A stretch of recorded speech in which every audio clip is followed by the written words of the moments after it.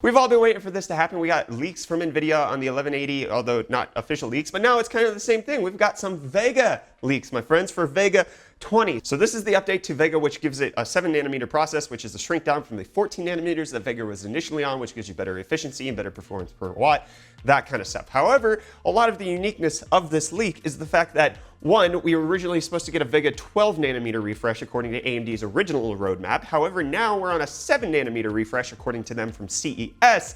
However, then all the other leaks that were coming out about it were saying that it's not going to be a desktop GPU. It's actually going to be more for the higher end cloud computing. Like, this is supposed to be an enterprise grade stuff. So if we take a look at the leaks and see what kind of specifications we're working with, we might actually be able to verify some of that. So this is coming from video cards. So one of the interesting things to note about this Vega leak is that even with the original Vega, so the Frontier, the Vega 64, the Fire Pro, they were all based on the same board design. So if you saw one, you basically saw them all. They're not a whole lot different from each other, just depending on how AMD wanted to code the drivers and actually physically send them out. So what we are seeing here doesn't give us any necessary indication that this is going to be Vega 64 X2 or something like that. We just have information on what its specs are. So we have the memory amount, we have the clock speeds, and we also have the memory bus clock speed. So if we take a look at this little chart, this is coming from a 3D Mark 11 leak score. We see that it has double the memory, it has 32 gigabytes of HBM2. It has a much lower core clock speed of 1000 megahertz, and then its memory bus clock speed is about 25% more. So it's 1250 instead of the 945 that the Vega 64 shipped with. So the interesting things to note about this is that 3D Mark doesn't really always report boost clocks, and that this could also be just an incorrect clock listing because it's not officially supported by 3D Mark, and so it just defaulted to 1000. So we don't actually know what the official clock speed is. We don't know what the official boost speed is. However, what we do know is that when you go to a smaller process, you get lower clock speeds. So with the smaller process, it could be that it is 1000 core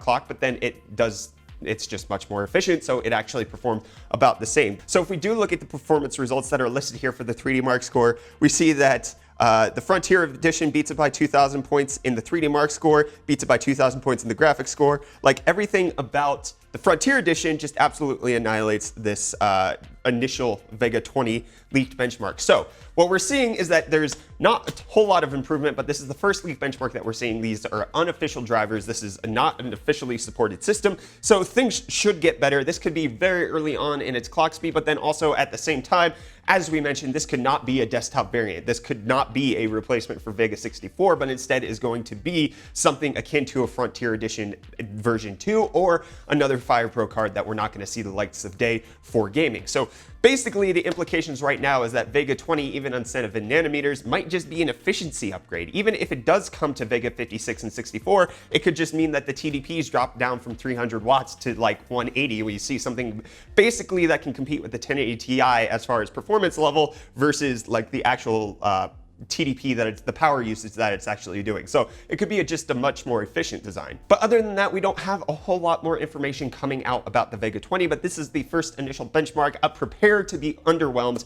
It could just be that this is an iterative upgrade and not something that is supposed to blow us out of the water, and that the actual, like, we're going to compete with NVIDIA upgrade is coming with Navi and not with a Vega refresh, which is something that I was kind of suspecting all along, because if you look at a lot of people who talk about the architecture of Vega, it's not really going to be able to compete with the 1080 Ti. It's really not going to be able to compete with the 1180. So it looks like the best that AMD can do is just give us something that's a little bit better, hopefully maybe even cut the price down, and then we can see where we go from here. But there's not enough information, but I want to know what you guys think. Let me know what you have heard of Vega 20. Let me know if you've seen any other benchmarks anywhere else by telling me down in the comments or in the community Discord. Be sure to hit that like button. If you enjoyed this video, please get subscribed to stay up to date on all of our tech-related content. I'm Brent with the UFD Tech channel. Thank you so much for watching, and I'll see you all in the next video.